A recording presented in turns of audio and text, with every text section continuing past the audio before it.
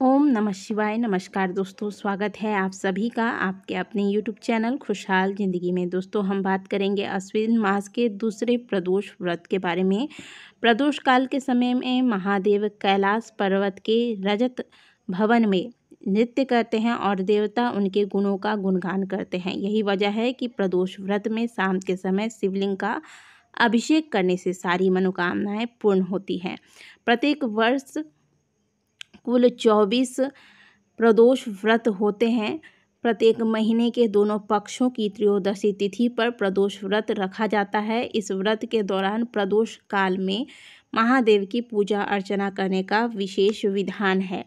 कहा जाता है कि प्रदोष व्रत को धारण करने से जीवन में सभी प्रकार के दोषों का नाश होता है, चाहे वह ग्रह दोष हो, कुंडली में किसी भी प्रकार का दोष हो, विवाह में किसी प्रकार की अड़चनें आ रही हैं, धन संबंधित समस्याएं चल रही हैं, दाम्पत्य जीवन में परेशानियां आ रही हैं, चाहे किसी भी प्रकार का दोष हो, सभी दोषों का नाश करने वाला व्रत है प्रदोष का व्रत। इसीलिए जीवन में यदि आप बहुत सारे दोषों को झेल रहे हैं, दोषों से रहित होना चाहते हैं, तो आप प्रदोष व्रत एक बार अवश्य धारण करिए। प्रदोष व्रत के नियम बड़े ही सरल है।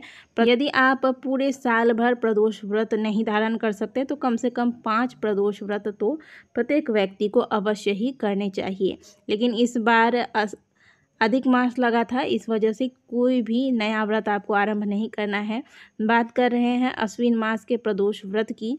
तो पंचांग के अनुसार अश्विन मास के शुक्ल पक्ष की त्रयोदशी तिथि 26 अक्टूबर सुबह 9:44 पर शुरू होगी और अगले दिन इसका समापन 27 अक्टूबर को सुबह 6:56 पर हो जाएगा।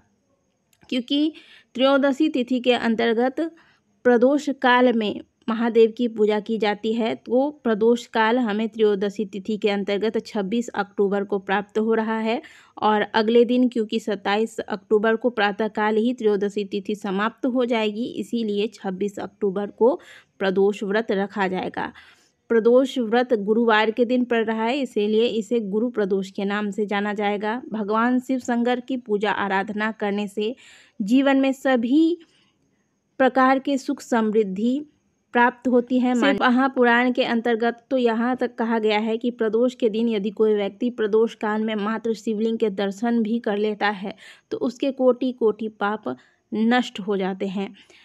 प्रदोष के नियम बहुत ही सरल है। प्रदोष के दिन सुबह जल्दी उठें, स्नान इत्यादि क्रियाओं से निवृत्त होकर व्रत का संकल्प लें। जो व्रत नहीं करते हैं वो भी महादेव की पूजा कर सकते हैं। बस आपको आज के दिन शुद्ध सात्विक भोजन लेना है, सात्विक विचार रखने हैं और ब्रह्मचर्य का पालन करना है।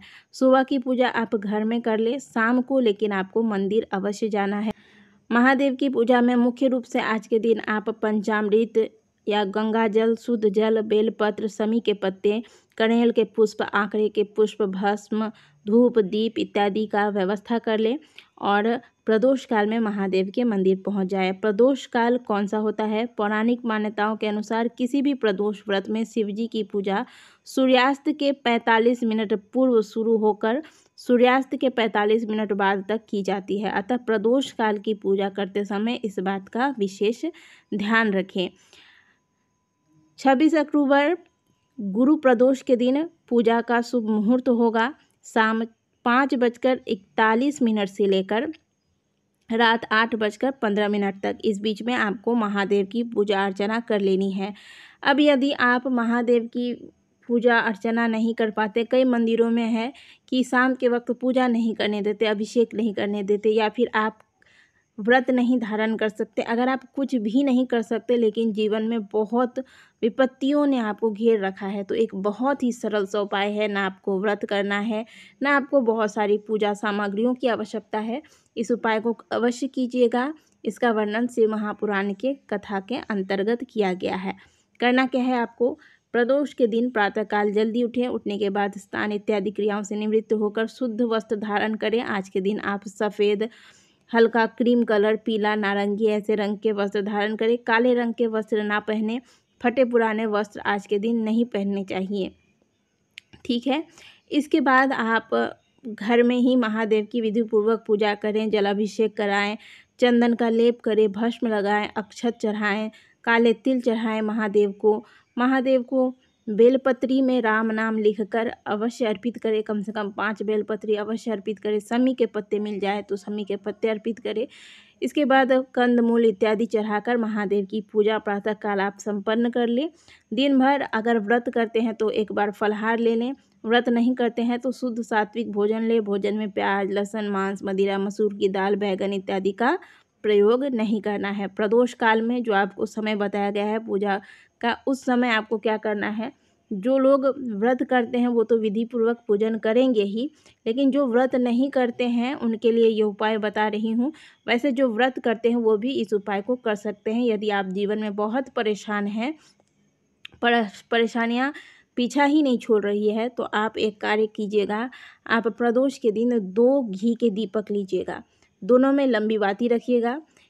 सबसे पहले एक दीपक महादेव के मंदिर के चौखट पर या फिर महादेव के मंदिर में महादेव के शिवलिंग के समक्ष श्री शिवाय नमस्तुभ्यम बोलकर अर्पित करें। महादेव के समक्ष बैठकर आप हो सके तो एकांत में बैठकर शिव तांडव स्तोत्र का पाठ करें। अगर इसका पाठ नहीं कर सकते तो केवल ओम नमः शिवाय मंत्र का 108 बार एकदम ध्यान मग्न होकर शिवमय हो जाना है। आपको केवल और केवल आंखें जब आप बंद करके ध्यान करेंगे तो केवल और केवल शिव का दर्शन होना चाहिए। इस प्रकार से आपको ध्यान मग्न होकर यह शिव तांडव स्तोत्र का पाठ करना है या फिर ओम नमः शिवाय मंत्र का जाप करना है। इसके बाद धूप दीप दिखाकर महादेव को प्रणाम करके घर आइए। घर प्रवेश करने से पहले एक दीपक घी का लंबी बाती वाला घर के मुख्य द्वार पर अंदर जब आप प्रवेश करते हैं तो जो सीधा साइड होता है, राइट साइड, जिस प्रकार से पशुपति व्रत में आप दीपक लगाते हैं, ठीक उसी प्रकार से आपको महादेव का ध्यान करके यह दीपक लगा देना है। ऐसा आप लगातार 6 से 7 प्रदोष व्रत एकदम निष्ठावान होकर एकदम विश्वास के साथ इस उपाय को कीजिए और विधि पूर्वक महादेव की पूजा कीजिए। और जो नियम आपको बताए गए हैं इन नियमों का पालन कीजिए। आप देखिएगा कि महादेव के सानिध्य में आपको आपकी समस्याओं का हल प्राप्त होगा। आपकी जो समस्याएं हैं वह धीरे धीरे समाप्त होगी। जो भी उपाय हम आपको बताते हैं, हमारा काम है उपाय बता, इसे दृढ़ विश्वास के साथ करके इसमें प्राण डालना आपका कार्य है। तो बिल्कुल महादेव के शरणागत होकर महादेव पर पूर्ण भरोसा रखकर इस उपाय को अवश्य कीजिएगा। बहुत ही सरल सा उपाय है, इससे सरल उपाय और हो ही नहीं सकता है। इसका वर्णन स्वयं शिव महापुराण के कथा के अंतर्गत किया गया है। इस उपाय को व्रत करके या भी बिना व्रत के भी किया जा सकता है। आशा करते हैं कि आज की दी गई जानकारी आपको अच्छी लगी होगी। वीडियो अगर अच्छी लगी है तो वीडियो को लाइक कीजिएगा, कमेंट बॉक्स में हर हर महादेव अवश्य लिखिएगा। मिलते हैं आपसे अगले वीडियो में, तब तक के लिए ओम नमः शिवाय, हर हर महादेव।